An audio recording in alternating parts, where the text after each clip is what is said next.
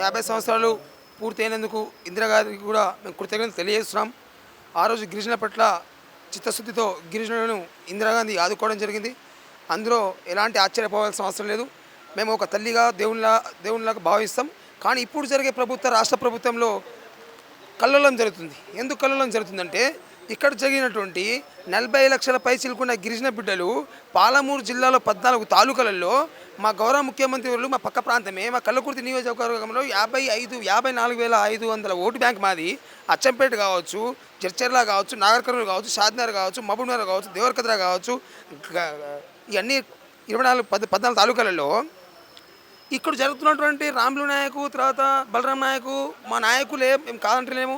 మీరు పదవుల కొరకు ఆశిస్తున్నాం. మేము జాతిని రక్షించే పనులలో మేము ఒక కార్యకర్తగా ఒక బిడ్డగా గిరిజన బిడ్డగా మా అవకాశం చెప్పి సేవలు చేసుకుంటూ పోతుంటే మైదాన ప్రాంతానికి సంబంధించిన ఒక లీడర్లను బస్సు యాత్రలో కాంగ్రెస్ పార్టీ లీడర్ని తీసుకున్నారా అని అడుగుతున్నా.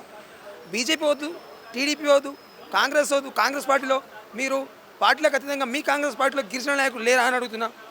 ఈరోజు గిరిజనులు ఓటేస్తే గెలిచినామని మా గౌరవ ముఖ్యమంత్రి గారు చెప్పారు. గిరిజనులు ఓటేస్తే ఏ కుటుంబం పడిపోయినా ప్రతిపక్ష పార్టీ గౌరవనీయులు తారక రామారావు సార్ చెప్పారు. గిరిజనులు వేస్తేనే గెలిచినాం, గిరిజనులు ఏ కుటుంబం పడిపోయినా ఆ నమ్మకం మీకు ఉన్నప్పుడు మా గిరిజన బిడ్డల మైదాన ప్రాంతంలో మా గిరిజన బిడ్డలు ఎందుకు ఆదుకుంటలేరు? ఏ మంత్రి పదవి ఇచ్చిరా, ఏ ఎమ్మెల్సీ పదవి ఇచ్చిరా, ఓ ఎంపీ పదవి ఇచ్చిరా, ఒక ఎమ్మెల్యే పదవి ఇచ్చిరా, ఒక కార్పొరేషన్ ఇచ్చిరా, ఒక జడ్పీ చైర్మన్ ఇచ్చిరా, ఏమిచ్చారు? ఈరోజు పాలమూరు జిల్లా ఎంతో వెనుకబడిపోతుంది. పాలమూరు జిల్లా అమాయకమైన జిల్లా అనుకుంటున్నాము.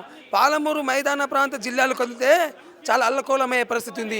మీరు ముఖ్యమంత్రి గారు దయచేసి, నేను కాంగ్రెస్ పార్టీలో ఉంటూ ఒక ఎయిమ్స్ డైరెక్టర్గా మాట్లాడుతున్నా, ఎంత బాధ ఎంత దుఃఖం ఉంటే మాట్లాడుతున్నా అనేది మీరు ఒకసారి ఆలోచించాలి. రేవంత్ రెడ్డి గారు ముఖ్యమంత్రి గారు అని చెప్తున్నాను. నేను ఈ రాష్ట్రానికి ముఖ్యమంత్రి ఒకరా నలుగురా నాకు అర్థం కావట్లేదు. వేం నరేందర్ రెడ్డియా, ఫహీం కురేషా, రేవంత్ రెడ్డియా, సీతక్కనా, ఎవరో నాకు అర్థం కావట్లేదు. ఎందుకంటే మా ప్రాంత బిడ్డగానే ముఖ్యమంత్రి ఉన్నందుకు మేము చాలా గౌరవపడ్డాం. కానీ మా ప్రాంత గిరిజన బిడ్డను తొక్కేస్తామని మా జన్మలో మేము అనుకోలేదు రేవంత్ రెడ్డి గారు అని చెప్తున్నా. దయచేసి మీరు తక్షణమే కమిటీ పెట్టేసుకొని ఈరోజు నైటు రేపు పొద్దున బస్సు యాత్ర ఆగాలంటే ఈరోజు నైట్ ఏం చేయాలంటే మా గిరిజన బిడ్డలను ఆపేసి బస్సు యాత్ర పెట్టు. మధ్య పెడుతున్నావు కదా, మైదాన ప్రాంత బిడ్డలను పెట్టు. ఏజెన్సీ ప్రాంతాలను తీసుకొచ్చి మైదాన ప్రాంతాలను పెట్టి గొడవలు చేపిస్తావు. రేపు మైదాన ప్రాంత బిడ్డలే బస్సు గడ్డం పెట్టి కూర్చొని నీ బస్సు యాత్ర ఆపుతాం. తండాలలో బస చేస్తారు కదా, చెట్టు కట్టేస్తాం. నేను జాగ్రత్తగా చెప్తున్నా. ఓ కాంగ్రెస్ పార్టీ కార్యకర్తగా, ఓ గిరిజన బిడ్డగా, ఓ మైదాన ప్రాంత సేవలాల్సిన రంగారెడ్డి జిల్లా అధ్యక్షుడిగా చెప్తున్నా. నా గిరిజన బిడ్డలకు ఎలాంటి అన్యాయం జరిగినా కానీ బాగుండా అంటున్నా. దేవరకొండలో స్కామ్ జరిగింది మంగ్లీది, అక్కడ బస్సు యాత్ర పంపి, లగచర్లకు పంపి బస్సు యాత్ర, ఇక్కడ కాదు బస్సు యాత్ర పంపించేది. మా గిరిజన ఆరాధ్య దేవుని సేవలాల దేవుని తీసుకెళ్ళి మీరు మధ్యమడి గుడిలో పెడతామంటారు కదా, 200 కోట్లు పెట్టి మధ్యమడి గుడిని డెవలప్ చేయంటున్నా. లేకుంటే బంజారా హిల్స్లో పెట్టు, లేకుంటే మా కందుకూరు దగ్గర ఫ్యూచర్ సిటీలో పెట్టు. అక్కడ ఫ్యూచర్ సిటీలో బిల్డింగ్స్లో కడతారు కదా, మేము పూజలు చేసుకోవడానికి మాకు అన్ని సానుకూలంగా ఉంటుంది. ఎందుకు తొక్కేస్తున్నారండి గిరిజన బిడ్డలను? భూములు కుంచుకోవడం, తనిపియడము, పోలీస్ స్టేషన్లో పెట్టిపోవడం, మా బిడ్డలను వాడుకోవడం, బస్ స్టాండ్లో పట్టు పడుకోవడం, రోడ్ల పోయి ఆటో నడిపించుకుంటా నివసిస్తున్నటువంటి మా గిరిజన బిడ్డలు చదువుకోవడానికి ఫీజు కట్టిన పరిస్థితిలో ఒక పూట ఆటో నడిపించుకొని, ఒక పూట హాస్టల్లో తిని, ఒక పూటకు నోచుకుంటూ కడుపు చంపుకొని రోడ్ల మీద ఈరోజు పరిస్థితులు ఆగమాగమై మా గిరిజన బిడ్డలు పోతున్నారు. కాబట్టి ఊరుకునే లేదు ముఖ్యమంత్రి గారు, గౌరవ ముఖ్యమంత్రి గారు.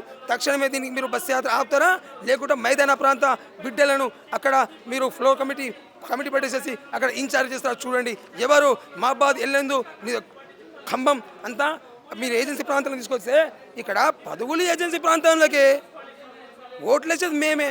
మైదాన ప్రాంతం వాళ్ళకు బస్సు యాత్రలో తిరిగే భాగ్యం లేదా అని చెప్పేసి నేను అడుగుతున్నా. తక్షణమే గౌరవనీయుల ముఖ్యమంత్రి వారు మీరు ఈ కల్లకుర్తి నియోజకవర్గంలో, అచ్చంపేట నియోజకవర్గంలో, జడ్చర్ల నియోజకవర్గంలో ఈ నియోజకవర్గంలో తిరుగుతున్నారు. కాబట్టి మీరు తక్షణమే ఆ నియోజకవర్గానికి వెళ్ళి ఇద్దరిని సెలక్షన్ చేసి తర్వాత బస్సు యాత్ర పెట్టాలి. లేకుంటే బస్సుకు అడ్డం పండుకుంటాము, లేకుంటే మా నాయకులనే మా తండాలల్లో మా గిరిజన బిడ్డల లేడీస్లతోటి మా అక్క చెల్లెలతోటి అడ్డుకుంటామని చెప్పేసి నేను సవాల్ చేస్తున్నాను. అయితే ఇక్కడ చెప్పిన విషయాలు ఏంటంటే, మరి బస్సు యాత్రను ఆపుతామని చెప్పారు. మరి బస్సు యాత్రను ఆపడానికి గల కారణాలు ఏంటి? అంటే గిరిజనుల బిడ్డలకు ఏమన్నా అన్యాయం జరుగుతుందా ఇక్కడ?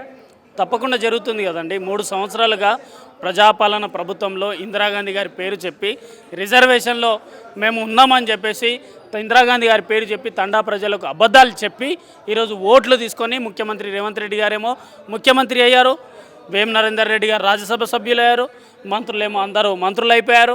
కానీ మా బంజారా సామాజిక వర్గానికి సింగిల్ లార్జెస్ట్ కమ్యూనిటీ తెలంగాణ రాష్ట్రంలో ఒక్క పదవి కూడా కేటాయించకపోవడానికి ఈ గిరిజన స్వర్ణోత్సవాలు చేయడానికి కారణం ఏంటిది? మీరు పదవులు కేటాయించండి, స్వర్ణోత్సవాలు చేసుకోండి. మీరు ఎస్సీ ఎస్టీ డిక్లరేషన్లో చెప్పినట్టు, మేనిఫెస్టోలో చెప్పినట్టు అవన్నీ ఇంప్లిమెంట్ చేయండి. మీరు స్వర్ణోత్సవాలు చేసుకోండి. మీరు రాజ్యసభలో సీట్లు కేటాయించండి, స్వర్ణోత్సవాలు చేసుకోండి. మీరు డిటిఓ వెంకన్న నాయక్ గారిని నిన్న శాండ్ మాఫియా చేతిలో చనిపోయారు కదా, శాండ్ మాఫియా చేతిలో చనిపోతే వాళ్ళ ఇంటికి వెళ్ళి పరామర్శించండి. మీరు స్వర్ణోత్సవాలు చేసుకోండి. ఫ్యూచర్ సిటీలో బాధితుల భూములు లాక్కుంటున్నారు కదా, ఎందుకు లాక్కుంటారు? ఇందిరాగాంధీ గారేమో భూములు ఇస్తారు, ఈ రేవంత్ రెడ్డి గారేమో భూములు లాక్కుంటారా అండి? కాంగ్రెస్ పార్టీయే కదా. మరి ఇదే బస్సు యాత్ర అక్కడ తండా ప్రజలను పరామర్శించి మీరు బస్సు యాత్ర చేయండి. లగచర్ల భూములు లాక్కున్నారు కదా, అక్కడ పరామర్శించండి, తర్వాత బస్సు యాత్ర చేయండి. నల్గొండ జిల్లాలో మైక్రో ఫైనాన్స్ పేరిట లక్షల డబ్బులు నష్టమైపోయినాయి కదా, 9 మంది ప్రాణాలు పోయినాయి కదా, అక్కడ వాళ్ళని పరామర్శించి ధైర్యం చెప్పండి. ఇవన్నీ చెయ్యరు, కార్పొరేషన్లో కేటాయించరు, ఎస్సీ ఎస్టీ డిక్లరేషన్ మేనిఫెస్టో విడుదల. అంటే ఇప్పుడు మామూలుగా గిరిజన ప్రజలు మరి ఓట్లు వేయనందుక ఇవన్నీ చేసింది? ఓట్లు వేసినందుకే గవర్నమెంట్ వచ్చింది కదా, లేకపోతే గవర్నమెంట్ రాదు. హైదరాబాద్లో మేము ఎక్కడ లేము, హైదరాబాద్లో బతకడానికి వచ్చినారు. ఇప్పుడు ఓటు బ్యాంక్ పెరిగింది, కానీ హైదరాబాద్ పరిసర ప్రాంతాల్లో రంగారెడ్డి పరిసర ప్రాంతాల్లో ఎక్కడ గెలవలేదు కాంగ్రెస్ పార్టీ. గెలిచిందంతా లంబాడి సామాజిక వర్గం, బంజారా సామాజిక వర్గం ఉన్న నియోజకవర్గాల్లో మాత్రమే కాంగ్రెస్ పార్టీ గెలిచింది. అది 40 నుంచి 55 నియోజకవర్గాలు మేము ఎక్కడైతే ఉందో అక్కడ మాత్రమే గెలిచింది. మేము గెలిపించిన కాంగ్రెస్ పార్టీ మమ్మల్ని అన్యాయం చేస్తుంది. ఇందిరాగాంధీ గారు రిజర్వేషన్ ఇచ్చారు, రాజీవ్ గాంధీ గారు తండా కార్పొరేషన్ ఇచ్చారు, మరి రాహుల్ గాంధీ గారు ఏమి ఇచ్చారు? మమ్మల్ని అన్యాయం చేయమన్నారా? రాహుల్ గాంధీ గారు జిస్ని జీతే ఇచ్చేదారి ఉస్ని ఇస్తే భాగేదారి అన్నారు. మరి ఇది మా జనాభా ఎంత, మా పదవులు ఎంత, మా గౌరవం ఎంత, పార్టీలో ప్రాధాన్యత ఎక్కడుంది? మహేష్ కుమార్ గౌడ్ గారికి ఏమో పిసిసి చీఫ్ ఇచ్చారు, మళ్ళీ ఎమ్మెల్సీ ఎందుకు ఇచ్చారు? గన్మ్యాన్ల కోసమా? మరి ఇదే నాయకులకు ఇవ్వచ్చు కదా. వీళ్ళకి ఎవ్వరికి ఇవ్వకుండా రేవంత్ రెడ్డి గారి దగ్గరికి అయ్యి అయ్యా మాకు మంత్రి పదవి ఇవ్వమంటే మీరు వెంటనే మధ్యమాడుకు వెళ్ళి భూమి స్థలం చూసి రండి అని కండిషన్లు పెడుతుండు. అయ్యా మేము వచ్చింది మంత్రి పదవి అంటే మీరు అక్కడికి వెళ్ళండి అంటారు. అదే మాట వేమనరేందర్ రెడ్డి దగ్గరకు వస్తే అయ్యా ముఖ్యమంత్రి చెప్పారు కదా, మీరు ఎక్కడ కన్ఫ్యూజ్ కాకుండా వెంటనే మీరు అచ్చంపేటకి వెళ్ళి భూమి చూసినామంటారు. అయ్యా మరి వేమనరేందర్ రెడ్డి గారు ఇట్లున్నారంటే మీరు కన్ఫ్యూజ్ అవ్వద్దు, మీరు వెంటనే వెళ్ళాను అంటే సిసిసి ఫార్ములా నడుస్తుంది. ఇది అన్యాయం కదా అండి. బస్సు యాత్ర ఎందుకు చేస్తారు? పిల్లలకి మంచి విద్య అందిస్తున్నారు, అందుక గురుకులాల్లో ఫుడ్ పాయిజన్ అయ్యి విద్యార్థులు చనిపోతున్నారు, వాళ్ళని పరామర్శించరా వీళ్ళు? ఎందుకు బస్సు యాత్ర చేస్తారు? ఏ స్వర్ణం, ఏ కిరీటాలు వచ్చినాయి గిరిజన బిడ్డలకు, బంజారా బిడ్డలకు? ఒకవైపు మంత్రి పదవి పెడితే సీతక్క వర్గం ఏమో దాడులు చేస్తూ అంటున్నారు. మరి దీని గురించి ఎందుకో మాట్లాడరు? అంటే మా కులాల మధ్యలో పంచాయతీ పెట్టి వీళ్ళ బ్యాగులు వీళ్ళు మోస్తూనే ఉంటారు, మేము జెండాలు మోస్తూనే ఉండాలి. తరతరాలుగా గిరిజనుల బిడ్డలకు జరుగుతున్నటువంటి అన్యాయాన్ని ఎవరు మరి ఎండగట్టలేదా ఈ పార్టీలకు సంబంధించినటువంటి నాయకులు? తరతరాలుగా అనేది ఏం లేదు. ఇందిరాగాంధీ గారు ఎప్పుడైతే ప్రైమ్ మినిస్టర్ ఉన్నప్పుడు ఇందిరాగాంధీ గారి నుంచి ప్రతి క్యాబినెట్లో మేము 100% మా గిరిజన సామాజిక వర్గం, బంజారా సామాజిక వర్గం నుండి మంత్రివర్గులు ఉండే, రాజ్యసభ సభ్యులుండే, 4-5 ఎమ్మెల్సీలు ఉండే. మా 40 లక్షలు మేముంటే 4 ఎమ్మెల్యే సీట్లు ఇచ్చారు. ప్రతిసారి 8 ఇచ్చేటోళ్ళు, ఈసారి కేవలం 4 ఇచ్చారు. 4 లక్షలు ఉన్న వాళ్ళకేమో 7 సీట్లు ఇచ్చారు, 40 లక్షలు ఉన్న వాళ్ళకేమో 4 ఇచ్చారు. ఇది ఎక్కడ న్యాయం అండి? అన్యాయం ఇప్పుడు వచ్చింది 3 సంవత్సరాల నుంచి. అంటే కాంగ్రెస్ పార్టీ వచ్చి బంజారాలు ఏమైనా అణిచివేయాలనుకుంటున్నదా? తప్పకుండా అదే అంటుంది కదా. ఇప్పుడు వాళ్ళు చెప్పడం లేదు కానీ చేసి చూపిస్తున్నారు. 3 సంవత్సరాల నుంచి నోటి మాట ఎక్కడలేదు. రేవంత్ రెడ్డి గారు ఏ కార్యక్రమం ప్రారంభం చేసినా రేవంత్ రెడ్డి గారు ఆసిఫాబాద్ ఉరుకుతారు. అంటే గిరిజనగూడెం అదొక్కటే ఉందా? మైబాద్, డోర్నకల్, వైరా, వరంగల్ ఇవేం లేవా? దేవరకొండ లేదా?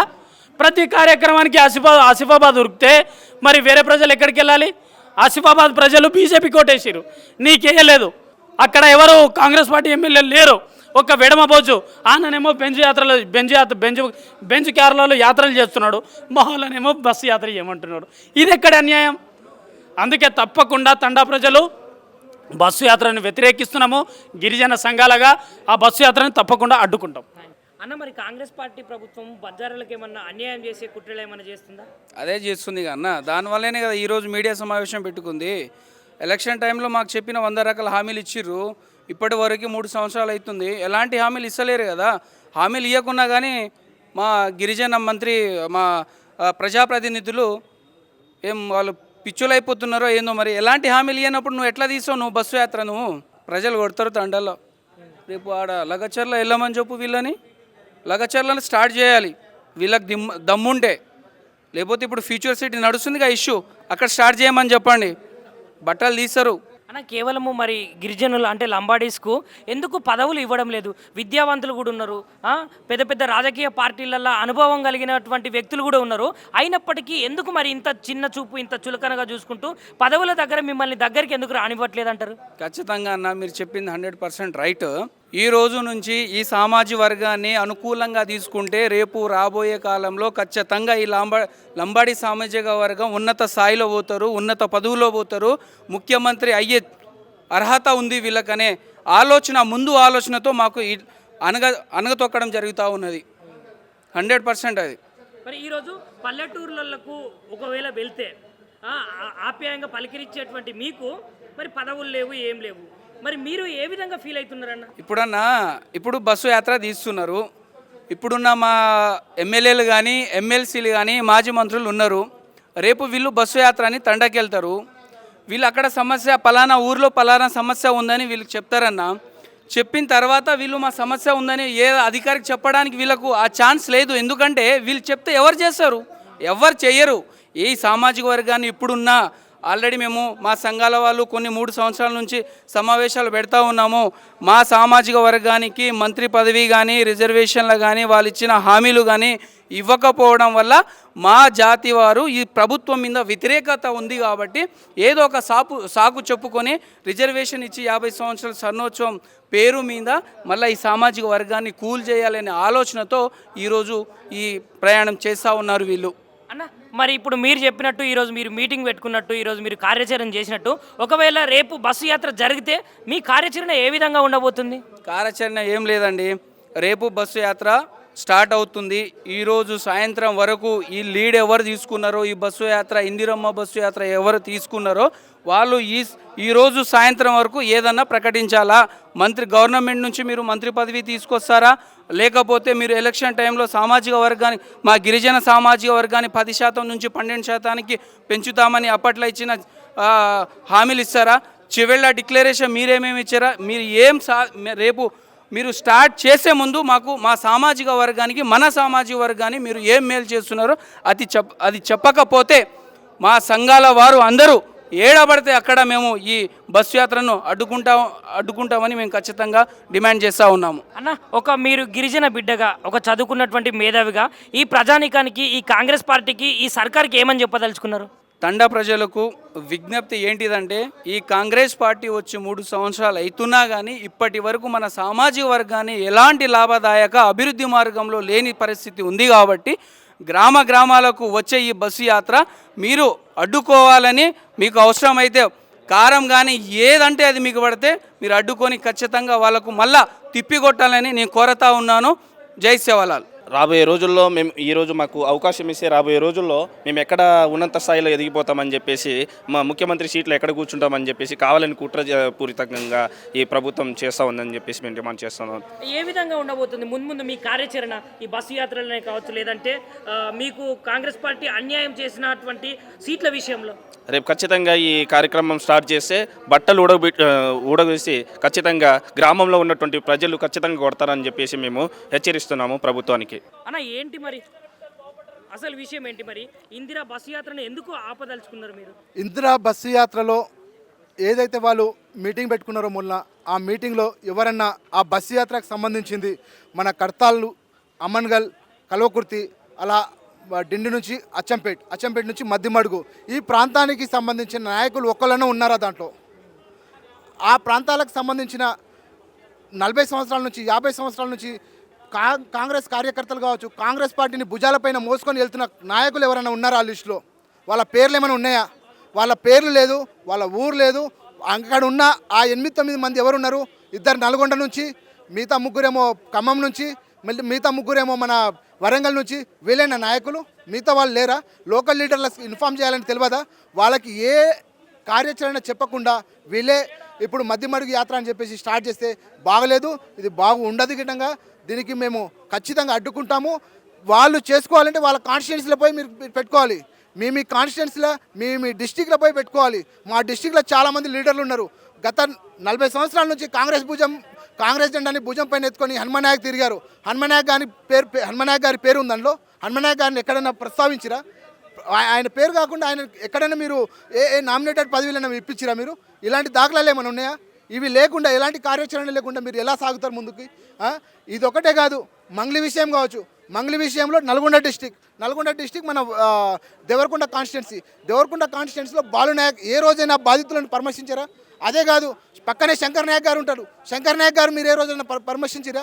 మీరు ఏ రోజైనా వాళ్ళకు ధైర్యం చెప్పిరా? ఇప్పటికీ 15 మంది చనిపోయారు. అక్కడ 15 మంది చనిపోయిన పిల్లలకి కావచ్చు, బాధితులకు కావచ్చు, మీరు పరామర్శించి మీరు ఏ విధంగా ధైర్యం అని చెప్పిరా? అలాంటిది ఏ కార్యాచరణ, అంటే ఎలాంటి ధైర్యం చెప్పకుండా ఈరోజు మీరు ఏం పొడిచిరని చెప్పేసి స్వర్ణోత్సవాలు జరుపుకుంటారు? అది కాదు, ఇప్పటికిప్పుడు మన ఫార్మాసిటీ బాధితులు, ఫార్మాసిటీలో భూములు కోల్పోయామని చెప్పేసి రైతులు, గిరిజన బిడ్డలు లబోదిబో మొత్తుకుంటే ఇప్పటి వరకు ఏ కాంగ్రెస్ నాయకుడు ఇప్పటి వరకు పోయి పరామర్శించి మీ బాధ ఏంది, మీ విషయం ఏంది, మీ విషయంని మేము మేము సొల్యూషన్ చూపెడతాము, మీకు ఎలాంటి నష్టపరిహారాలు కావాలి, మీకు ఎలాంటి భూమి కావాలన్నా, లేదంటే భూమికి మీరు డబ్బులు కావాలా, ఏం కావాలని చెప్పేసి మీరు అడిగిన దాఖలాలు ఉన్నాయా? ఇలాంటివి ఏవి పట్టకుండా మీరు ఈరోజు పోయి బస్ యాత్ర స్టార్ట్ చేస్తామంటే, బస్ యాత్ర పెడతామంటే ఎవరు ఆపుతారు చెప్పు? ఎవరు ఆగుతారు చెప్పు? ఇప్పుడు కడతాల్ మండల్ ప్రెసిడెంట్ బిచ్చన్నయ్య గారు ఉన్నారు. కడతాల్ మైసిగండి దేవాలయం సర్పంచ్ గారు ఉన్నారు. అతని ఎస్టీఏ, బిచ్చన్నయ్యకి ఎస్టీఏ. మళ్ళీ అమన్గల్ మార్కెట్ కమిటీ డైరెక్టర్. అంటే మామూలుగా మరి కాంగ్రెస్ పార్టీకి సంబంధించినటువంటి ప్రభుత్వమే కావచ్చు, లేదంటే లీడర్లే కావచ్చు, ఎందుకు మరి గిరిజనుల పట్ల, లంబాడీల పట్ల ఎందుకు ఇంత నిర్లక్ష్య ధోరణిగా వ్యవహరిస్తున్నారంటారు? మరి ఇప్పుడు ఏజెన్సీలో మా గిరిజన సోదరులు 30% ఉంటారు. ఇప్పుడు మన గ్రామీణ ప్రాంతాల్లో 70% మంది ఉంటారు. ఇప్పుడు ఈ 30% మంది ఉన్న ఏజెన్సీ వాళ్ళే ఎమ్మెల్యేలు, ఎంపీలుగా చలామణి అవుతున్నారు. ఏదైనా కార్పొరేషన్ చైర్మన్ వల్ల వాళ్ళే ఉన్నారు. ఇప్పుడు దాంట్లో వాళ్ళే ఉన్నారు కాబట్టి వాళ్ళు ఏదో పెట్టుకున్నారు. ఇప్పుడు మనం అనుకొని మనం మా మీద ఏదో సాధిద్దామని చెప్పేసి ఇక మేము ఇక్కడ మౌనర్ తిరిగినాము, ఇక్కడ ఆదిలాబాద్ తిరిగినాము, మాకు ఎమ్మెల్యే కాన్స్టిట్యున్సీ లేని స్థానాలు కూడా తిరిగినామని చెప్పేసి రేపటి నాడు సీఎం దగ్గర పోయి మీరు ఏదో డబ్బా కొట్టుకోవాలని చెప్పేసి కొట్టుకుంటున్నారు తప్ప ఇంకా ఏం లేదు. అంటే ఇప్పుడు జనాభా తమాషా ప్రకారం చూసుకున్నా కూడా మీ సంఖ్య అనేది కూడా ఎక్కువనే ఉన్నది, ఓటర్లు కూడా ఎక్కువనే ఉన్నారు, చదువుకున్న వాళ్ళు కూడా ఎక్కువనే ఉన్నారు. అంటే మీ దాంట్లో మరి మంత్రి పదవే కావచ్చు, లేదంటే ఎంపీనే కావచ్చు, లేదంటే ఎమ్మెల్సీనే కావచ్చు, ఒక ఎమ్మెల్యేనే కావచ్చు, ఎందుకు లేకుండా పోతున్నారు? పదవుల విషయంలో ఎందుకు మోసపోతున్నారు? మొన్న రేవంత్ రెడ్డి గారు చేసిన జనాభా దామాషా ప్రకారము మేము 3వ అతిపెద్ద జనాభా, ఈ రాష్ట్రంలో 3వ అతిపెద్ద జనాభా. ఇప్పటివరకు ఈ ఒక్క నాయకులకు సోయి ఉందా? పోయి మాకు మంత్రి పదవి కావాలని అడిగిన దాఖలాలు ఉన్నాయా? ఎందుకు ఈ వివక్ష? మాకు పైన ఎందుకు ఈ వివక్ష?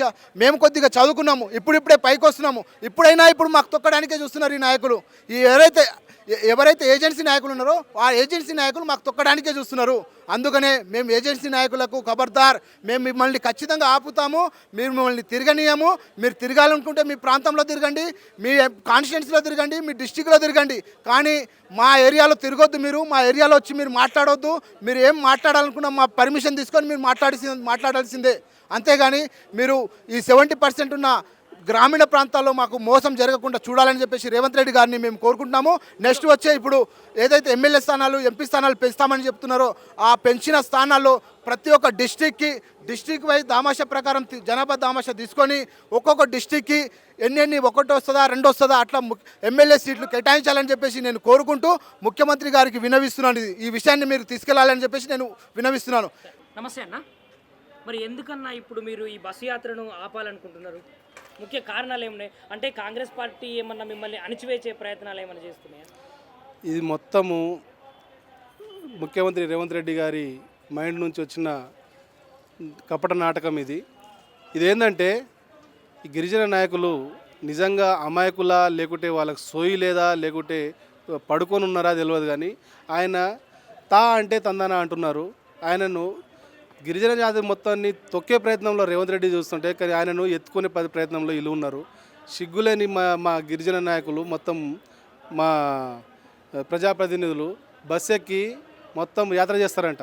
ఏంది 50 సంవత్సరాల రిజర్వేషన్ ఇచ్చినందుకు మన ఇందిరాగాంధీకి ధన్యవాదాలు చెప్పే విధంగా పెద్ద ఎత్తున చేస్తామని అంటున్నారు. కానీ కనీసం ఈ ప్రజాప్రతినిధులు గిరిజనులకు జరుగుతున్న ఈ అన్యాయం 3 ఏళ్ల నుంచి జరుగుతున్న అన్యాయాన్ని కనీసం గుర్తుపట్టారా? కనీసం చూడడానికి వచ్చారా?